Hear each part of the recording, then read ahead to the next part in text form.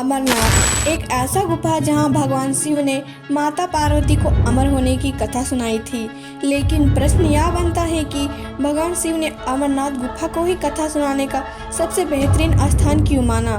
क्या है अमरनाथ गुफा का रहस्यमयी राज? आखिरकार अमरनाथ को अमरनाथ ही क्यों कहा गया? और सबसे सोचने वाली बात यह है कि इस गुफा में 2 कबूतर हैं जो कि कई सालों से इसी गुफा में रहते हैं और अगल बगल कुछ खाने का सुविधा नहीं है, फिर भी यह कबूतर कैसे जीवित रहते हैं और इन कबूतरों का अमरनाथ कथा से क्या संबंध है? ऐसे बहुत से अनसुलझे प्रश्न हैं जिन्हें हम नहीं जानते। तो चलिए दोस्तों, आज हम इस वीडियो में अमरनाथ गुफा से जुड़े रहस्य के बारे में बात करेंगे। अमरनाथ हिंदू धर्म के पवित्र और प्रमुख तीर्थ स्थलों में एक है, जो कि भारत के जम्मू और कश्मीर की राजधानी श्रीनगर के उत्तर पूर्व में 145 किलोमीटर दूर समुद्र तल से 13,600 फीट की ऊंचाई पर स्थित है। बड़ी संख्या में श्रद्धालु हर साल यहां बाबा बर्फानी के दर्शन के लिए पहुंचते हैं। क्या है अमरनाथ गुफा में शिवलिंग का रहस्य? शिवलिंग का निर्मित होना समझ में आता है, लेकिन इस पवित्र गुफा में हिम शिवलिंग के साथ ही एक गणेश पीठ व एक पार्वती पीठ भी हिम से प्राकृतिक रूप में निर्मित होता है। पार्वती पीठ ही शक्ति पीठ स्थल है। यहाँ माता सती के कंठ का निपात हुआ था। पार्वती पीठ 51 शक्ति पीठों में से एक है। यहाँ माता के अंग तथा अंग भूषण की पूजा होती है। ऐसे बहुत से तीर्थ हैं जहाँ प्राचीन काल में सिर्फ साधु संत ही जाते थे और जहाँ जाकर वे तपस्या करते थे, लेकिन आजकल यात्रा सुविधाएं सुगम होने के चलते व्यक्ति कैलाश पर्वत और मानसरोवर भी जाने लगे हैं। ये वे स्थान हैं जो हिंदुओं के लिए सबसे महत्वपूर्ण हैं। अमरनाथ को अमरनाथ क्यों कहते हैं? अमरनाथ की कथा। इस पवित्र गुफा में भगवान शंकर ने भगवती पार्वती को मोक्ष का मार्ग दिखाया था। इस तत्वज्ञान को अमर कथा के नाम से जाना जाता है, इसलिए इस स्थान का नाम अमरनाथ पड़ा। यह कथा भगवती पार्वती तथा भगवान शंकर के बीच हुआ संवाद है। यह उसी तरह है जिस तरह कृष्ण और अर्जुन के बीच संवाद हुआ था। क्यों सुनना चाहती थी पार्वती अमरनाथ की कथा? सती ने दूसरा जन्म हिमालय राज्य के यहाँ पार्वती के रूप में लिया। पहले जन्म में वे तक्ष की पुत्री थी तथा दूसरे जन्म में वे दुर्गा बनी। एक बार पार्वती जी ने शंकर जी से पूछा, मुझे इस बात का बड़ा आश्चर्य है कि आपके गले में नरमुंड की माला क्यों है? भगवान शंकर ने बताया, पार्वती, जितनी बार तुम्हारा जन्म हुआ है उतने ही मुंड मैंने धारण किए हैं। पार्वती बोली, मेरा शरीर नाशवान है, मृत्यु को प्राप्त होता है, परंतु आप अमर हैं। इसका कारण बताने का कष्ट करें, मैं भी अजर अमर होना चाहती हूँ। भगवान शंकर ने कहा, यह सब अमर कथा के कारण हैं। यह सुनकर पार्वती जी ने शिव जी से कथा सुनने का आग्रह किया। बहुत वर्षों तक भगवान शंकर ने इसे टालने का प्रयास किया, लेकिन जब पार्वती की जिज्ञासा बढ़ गई तब उन्हें लगा कि अब कथा सुना देना चाहिए।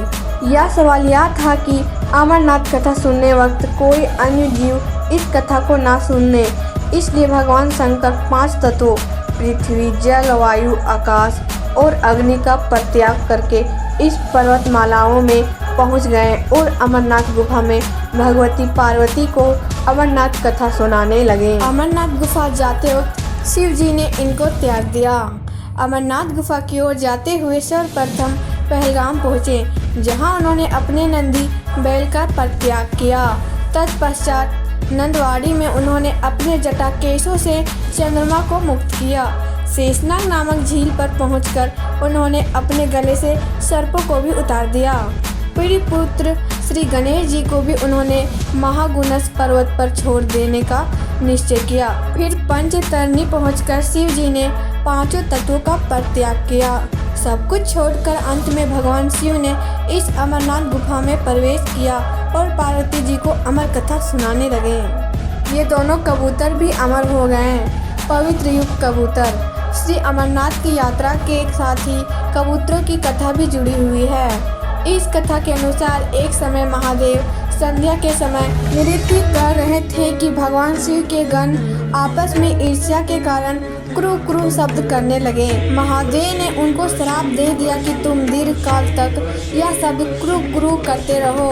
तंतु प्रांत वे रुद्ररूपी गण उसी समय कबूतर हो गए और वहीं उनका अस्थायी निवास हो गया।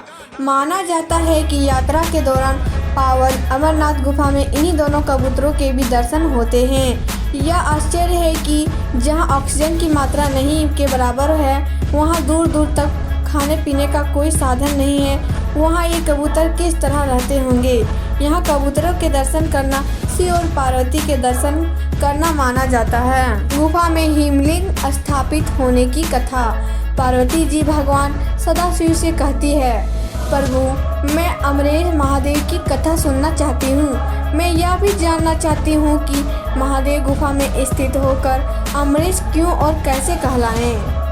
सदाशिव भोलेनाथ बोले, देवी आदिकाल में ब्रह्मा प्राकृतिक स्थावर मनुष्य संसार की उत्पत्ति हुई है। इस क्रमानुसार देवता ऋषि पितर गंधर्व राक्षस सर्प यक्ष भूतगण कुष्मांड भैरव गीदड़ दानव आदि की उत्पत्ति हुई। इस तरह नए प्रकार के भूतों की सृष्टि हुई। इंद्र आदि देवता सहित सभी मृत्यु के वश में थे।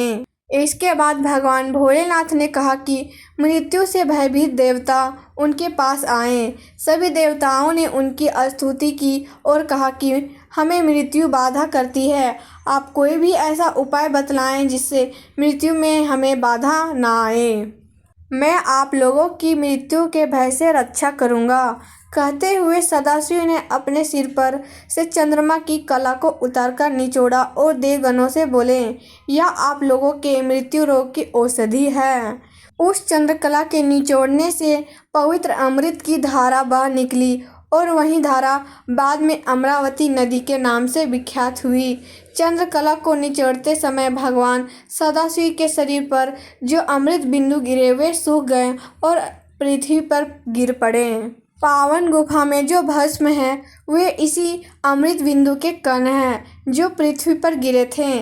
सदाशिव भगवान देवताओं पर प्रेम न्यौछावर करते समय स्वयं द्रवभूत हो गए। देवगण सदाशिव को जल स्वरूप देखकर उनकी स्तुति में लीन हो गए और बारंबार नमस्कार करने लगे। भोलेनाथ ने देवताओं से कहा, हे देवताओं, तुमने मेरा बर्फ का लिंग शरीर इस गुफा में देखा है, इस कारण मेरी कृपा से आप लोगों को मृत्यु का भय नहीं रहेगा। अब तुम यहीं पर अमर होकर शिव रूप को प्राप्त हो जाओ। आज से मेरा यह आनंदी लिंग शरीर तीनों लोगों में अमरेश के नाम से विख्यात होगा। देवताओं को ऐसा वर देकर सदाशिव उस दिन से लीन होकर गुफा में रहने लगे। भगवान सदाशिव ने अमृत रूप सोमकला को धारण कर देवताओं की मृत्यु का नाश किया। तभी से उनका नाम अमरेश्वर प्रसिद्ध हुआ। तो दोस्तों ये थी अमरनाथ गुफा का रहस्यमयी राज। तो दोस्तों अगर आपको वीडियो पसंद आया होगा तो वीडियो लाइक कर दीजिएगा और चैनल को सब्सक्राइब कर दीजिएगा।